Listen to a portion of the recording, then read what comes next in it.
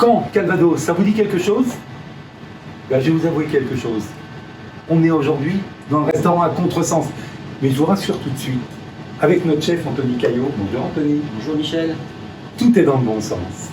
Et il va nous faire aujourd'hui un produit qui vient de la Suisse normande. C'est vrai que moi, la Suisse normande, c'est mon berceau un peu. Il a trouvé un producteur de pigeonneaux. Alors, surtout, il ne faut pas dire pigeon. Hein. C'est pas la même chose. Hein. Il a trouvé un producteur de pigeonneaux absolument, dantesque, j'ose le dire. Et il va nous le cuisiner à sa façon. Comment tu vas le cuisiner, dis donc?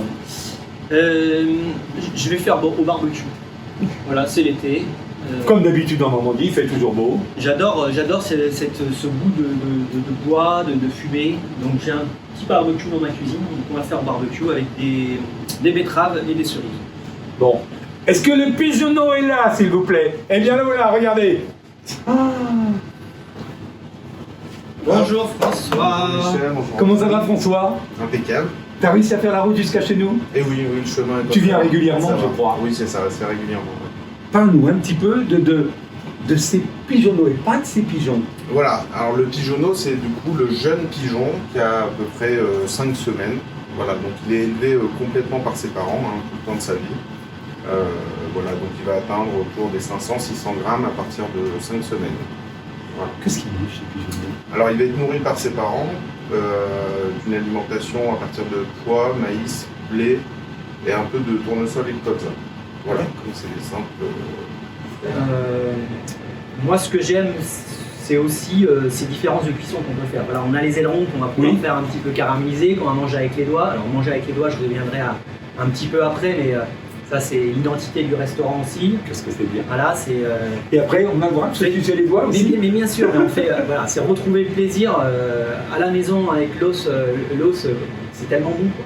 Et avec ce pigeonneau-là, quand on fait la petite cuisse un petit peu braisée comme ça, nous on invite les clients. N'hésitez pas à manger la cuisse avec les doigts, c'est quand même beaucoup plus facile. Forcément que là, si on est avec nos couverts comme ça, tout de suite on est dans un esprit un peu guindé et ça c'est. Et puis le chemisier de la voisine, des fois, une petite épaissure. Restons simples, on mange avec les doigts, on apprécie le moment et puis. Donc voilà, on peut avoir une cuisson un peu, voilà, un peu cuisinée et puis le suprême, voilà, un peu tendre, un peu rosé. C'est une volaille qui se mange rosée. Là, c'est une chair rouge. Surtout pas bien cuite. C'est une chair rouge. Une volaille en général, c'est une chair blanche. Là, c'est une chair rouge. Donc voilà, moi j'adore ce truc. Donc tu l'as vidé. Je l'ai vidé. Voilà. Tu l'as flambé un petit peu peut-être aussi. Non, je vais le flamber tout de suite là. Excuse-moi, c'est lui le chef. Hein. En fait, oui, pour une volaille entière, j'aurais pu le vider, j'aurais pu le flamber dès maintenant, mais tu vas voir, je vais flamber après. Donc là, je sépare un peu les parties voilà, qui sont plus ou moins fermes. Ça, je sais que c'est un petit aileron. Le petit aileron, c'est ce qu'on va manger avec les doigts. C'est ce qu'on va manger avec les doigts et c'est une viande voilà, qui est un petit peu plus ferme, donc on va la cuire un petit peu plus longtemps. Oui. Voilà, les deux petits ailerons. Alors il y a les cuisses. Donc les cuisses, là, c'est peut-être le moment un peu délicat. Hop, un petit couteau fin, jusqu'à la jointure. Voilà. Et puis le petit solilès. Ah oui. Le tout petit. Tu le laisses sur la cuisse, le solilès. Je le laisse sur la cuisse. Voilà, j'ai une petite cuisse ici. La deuxième ici. Donc moi j'aime bien dans mes viandes séparer les textures. Parce qu'il va y avoir des cuissons différentes. Mais donc à la limite des goûts, des saveurs aussi qui vont être. C'est des muscles différents. Ce sont des muscles différents. Un poulet, voilà, à l'école on apprend un poulet, hop, on fout ça au four, 180 degrés. Mais c'est des muscles différents. Il y a les suprêmes qui sont un muscle qui travaille très peu, donc ça va être très, très tendre. Et puis les cuisses qui sont un peu plus fermes. Un muscle qui travaille, qui est musclé, qui a besoin de plus de cuisson. Et qui demande des cuissons différentes. Et voilà. Donc le pigeonneau, c'est exactement pareil. Bon, là c'est l'opération un peu délicate. Après, bon, voilà. Ça, c'est docteur, c'est parce que chirurgien du pigeonneau. C'est parce qu'on est au restaurant, on est au restaurant, mais à la maison, bon, on s'embête pas avec tout ça, mais voilà. Donc là, il est prêt. Donc voilà, donc eh bien, je vais commencer à cuire les cuisses. C'est la première étape. Oui. Alors, dis-nous, comment tu les cuis ces cuisses? Il y a un secret, il y a un truc, une astuce? Une petite poêle. Je les fais colorer. Voilà, une petite échalote, un peu d'ail, Un peu d'huile, un peu de beurre. Un petit peu d'huile, un petit peu de beurre, les deux. Oui. Les deux. Donc là, on fait colorer sur les deux faces. On et fait- on l'oublie 45 minutes. Alors tu vois, je vais pas faire colorer la chair. D'accord. Non, j'ai décidé Uniquement ouais, le côté peau. ouais, parce que je trouve que ça sèche. D'accord. C'est vraiment une viande tendre. Oui, oui, oui, tout Et, à fait. tout de suite, si je donne un coup de chaud avec le croustillant, ça va la raffermir. T'as une copine en cuisine souvent, elle s'appelle Tendresse, je crois. Hein. Tu cuisines avec tendresse. J'essaie, oui. Il y en a qui cuisinent avec parcimonie, toi c'est avec tendresse. Voilà, ça va mijoter tranquillement. On l'oublie. On l'oublie. 45 minutes. 45 minutes. Alors, on va arriver à plusieurs étapes à un certain moment. Je vais mettre à cuire ma betterave. Donc après, variété qu'importe. Hein. Donc là, elle est crue. Donc là, je l'ai cuit dans l'eau comme ça, sans la laver. Ouais. Sans la Tu vas la laver, mettre là? bien sûr. Tu la laves pas pour préserver la chair aussi intérieure. Moi, c'est côté terreux. Ah ouais. Le côté terreux. Il faut qu'il y ait ce goût terreux. Donc la petite betterave, j'ai cuite à l'eau. Oui.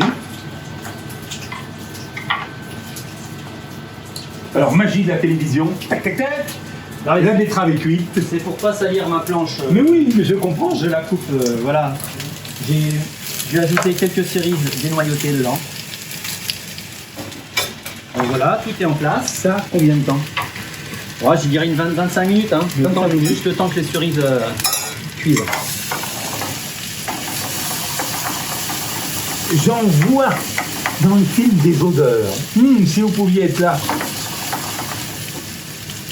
Et tu vois, Oui. moi le grand plaisir que j'ai, c'est pas de déguster le pigeon parce que c'est les clients qui le dégustent. C'est le Moi, cuisiner? Mais c'est toutes ces odeurs qui m'arrivent au fur et à mesure. Voilà. On a mis le poivre, on a une impression voilà, un peu de voyager. Les échalotes les qui échalotes. commencent à croustiller un peu. Et là, c'est plein d'odeurs. Là. Bon, voilà, hop. Donc on fait très attention à la caramélisation. Ah, qu'est-ce que ça sent bon. Donc là, Michel, est-ce que tu veux ouvrir le cidre, s'il Oui. te plaît? Je suis assez surpris, c'est un cidre millésimé. Ouais. Il y a des millésimes dans les cidres, ça c'est relativement nouveau. Il y a des années où la nature nous produit des pommes exceptionnelles qui nous donnent donc un jus de pomme et un cidre exceptionnel. Et là, c'est encore un jeune producteur. Tu aimes bien aller dégoter tous ces jeunes producteurs de légumes, de cidre, de pigeons évidemment. Pigeonneaux, pardon, oh là là, je passe pas en deuxième année. Non, mais c'est vrai, mais bon, voilà, la jeunesse n'attend pas le talent. Hein. Voilà, c'est un jeune garçon que j'ai rencontré. Ah voilà, yeah! Il l'a fait exprès. Il l'a fait exprès. Bon. Là, et tu coupes, je te Ah non, préviens. non, Hein. non. Ah non, arrêtez. On va couper, stop. Mais je sais pas pourquoi, je me disais, il va me faire un coup, tu vas voir. Mais on peut dire vraiment, t'as vu le nom de sa cuvée? Parcimonie. Ouais. Comme je disais tout à l'heure que tu cuisines avec parcimonie, j'apporte la preuve quand même. Hein. Et c'est un cidre bio, évidemment. Ah là oui, en fait voilà, tout est dans la démarche. Un cidre bio, un cidre millésimé parce que il y a aussi, on est en train de s'intéresser à ce qui se passe dans la bouteille pendant ces quelques années. Alors moi je savais pas parce que enfant, moi j'ai toujours bu du cidre et on a toujours bu du cidre de l'année. Parce que papa était agriculteur, Parce que voilà, papa on est fier. Oui, tout à fait. Et papa fait son cidre encore et on ne boit pas du cidre de l'an passé. Mais voilà, cette nouvelle génération a découvert qu'on pouvait aussi travailler dans la bouteille. Il y a des belles années où on a une richesse, justement. Et voilà, on a une acidité qui se crée, on a un peu un cidre qui travaille dans la bouteille et on a des choses qui sont très sympas. Je confirme, il Très travaille sympa. dans la bouteille. Ouais. Ah oui. Non mais c'est bien, puis ça donne ses lettres de noblesse à un produit qui dans le temps était bon, allez on va prendre un petit coup de cidre, mais maintenant il y a des lettres de noblesse dans le cidre. Il y a du travail de fait, hein, voilà. Il y a du gros travail de fait Oui. sur les associations de pommes, voilà, sur Sur l'élevage. l'élevage. c'est pas uniquement le fruit du verger. Il y a le travail derrière de l'éleveur un peu. Comme dans le vin, moi je dis. Eh ben pareil, ils se sont inspirés de... Ils vont faire des soutirages, ils vont faire des sélections, comme tu disais, de pommes. Donc tu as mis un petit peu de cidre. J'ai mis un peu de cidre. Et tu déglaces ou dégraisses? Tu déglaces. Alors je déglace avec mon petit jus qui est en cuisson depuis ce matin, là. Je vais essayer de pas en mettre partout. Voilà. Et puis voilà, ça va cuire gentiment. On va mettre un petit papier dessus.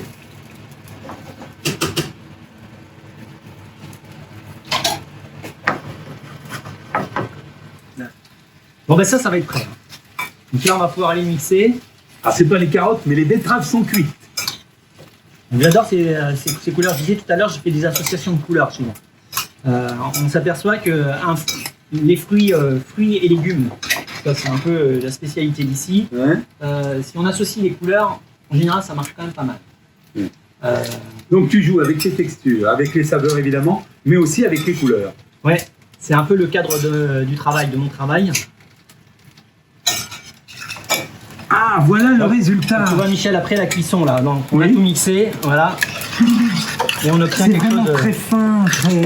quelque chose de très soyeux, Oui, soyeux, je vais chercher le mot. très vif en couleur. Ça peut faire. Oh, ça c'est joli aussi. Oh. Donc là tu vois, je vais dégraisser un peu. Là. Je trouve qu'il y a un petit peu de gras. D'accord. Donc, mon bouillon il était peut-être Alors un peu de gras. déglacé, on met un jus. Dégraissé, on enlève le gras. Alors, une petite noix de beurre. Qu'est-ce que ça sent bon. Et là, ça me fait plaisir parce que les petites noix de beurre d'Anthony, c'est quand même assez généreux. Hein. C'est comme moi quand je dis un nuage de crème. Robert. Non mais la cuisine sans beurre, c'est marrant parce que le beurre est identifié à la cuisine normande, mais moi j'ai fait un petit tour de France et tous les chefs cuisinent au beurre. Oui. Donc, Mais oui, mais tu as raison. il faut qu'ils s'affirment hein, quand même. Le beurre c'est un transmetteur de goût. Hein. Oui, oui, tout à fait.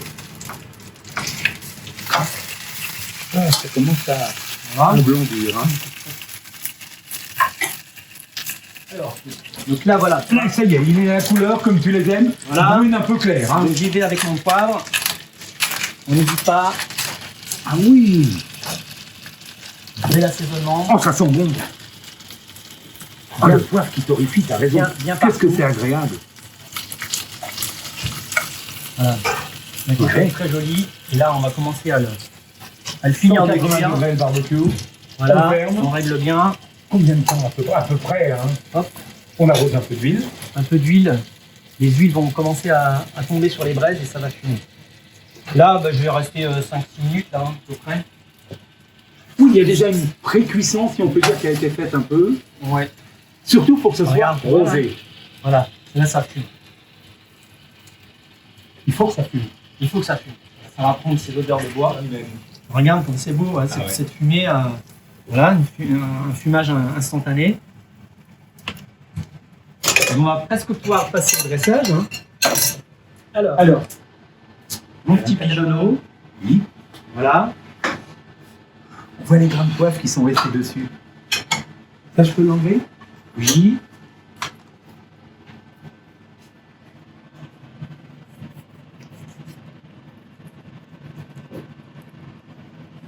Donc, toi, le petit os que j'ai enlevé tout à l'heure me permet, Oui, tout à fait. voilà, d'avoir à la tranche quelque chose de beaucoup plus simple.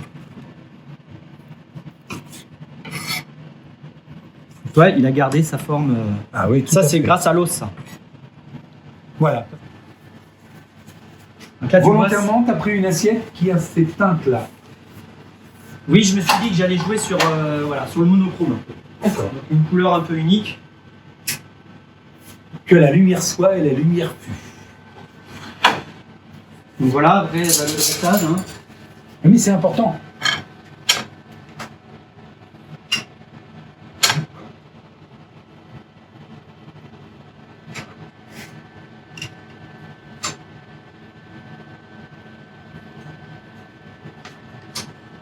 Alors, je vais peut-être mettre ma betterave. Ta petite purée de betterave, ta mousseline de betterave et de cerise. Juste une petite quenelle comme ça. Juste une petite quenelle.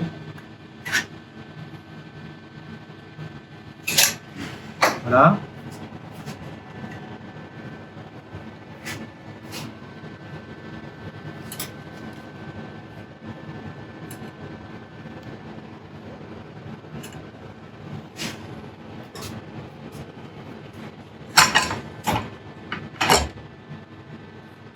La petite cuisse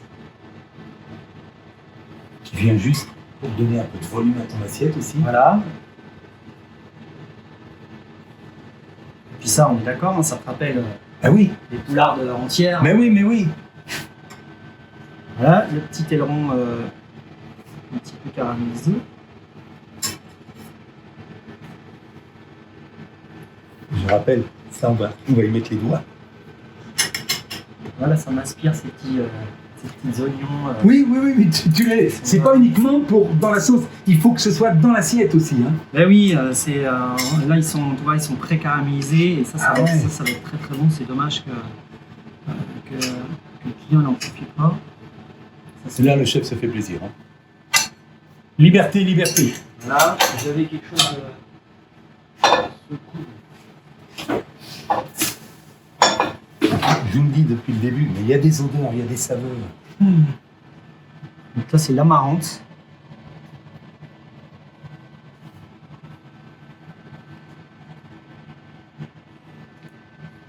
On reste dans les teintes.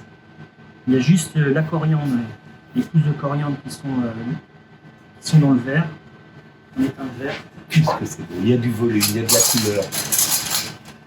Et là j'ai une petite réduction de cerises. Ah, uniquement de jus de cerise. Oui, que j'avais Pour amener un sous- côté un petit peu, une petite pointe d'acidité. Oui, et puis voilà, c'est le petit flashy de la sauce supplémentaire. Tu sais, j'ai joué avec les textures et les formes et les couleurs, et puis après, il n'y a pas qu'une façon de dresser. Hein. Quand on allie ça, Oui, voilà, chacun a la liberté. moi je ne réfléchis pas au dressage, je mets. Ça veut dire que dans un service, toutes les assiettes ne vont pas obligatoirement être Non. dressées de la même façon. Non, pas forcément. Selon le moment, l'humeur, le caractère. Oui, puis voilà, s'il y a un légume qui est un peu plus, je sais pas, un peu plus droit, un peu plus tordu. Ah ouais, il va c'est pas grave. Il va pas être. Maintenant, c'est pas grave. Moi, ce qui m'importe, c'est pas le dressage. Le dressage, il est harmonieux. Il est harmonieux, on n'est pas dans quelque chose de technique. Par contre, ce qui m'importe, voilà, c'est une cuisson, une réflexion sur la cuisson. Ça, c'est. Je vous avais dit que le chef, il n'était pas du tout à contresens, contrairement à l'identité de son restaurant. Il est dans le bon sens. En tout cas, quel plaisir tu nous as donné, quel partage tu fais. On va les goûter. On y va.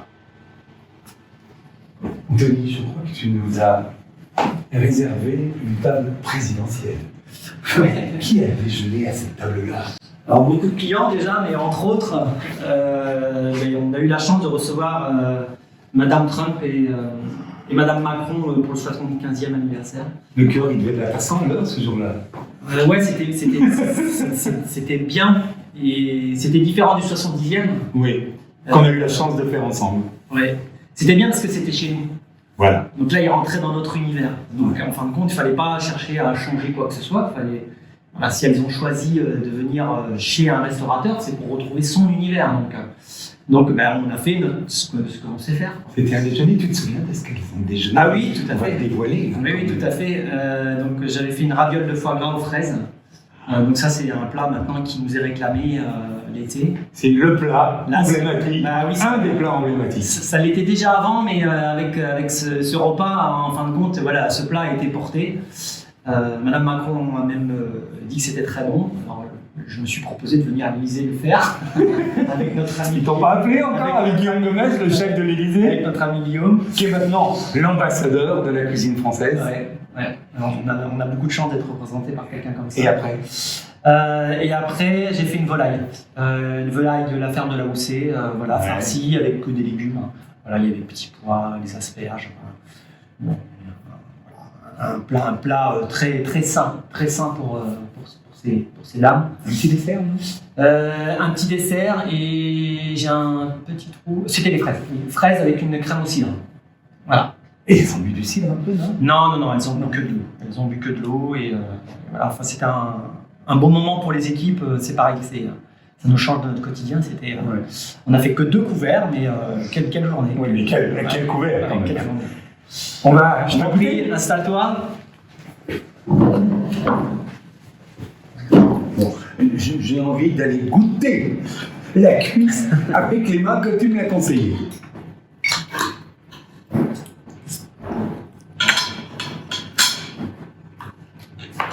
Bon, allez, mon petit tel. Tu dois, hein. Regarde. Tout le monde te regarde. C'est vrai que c'est bon.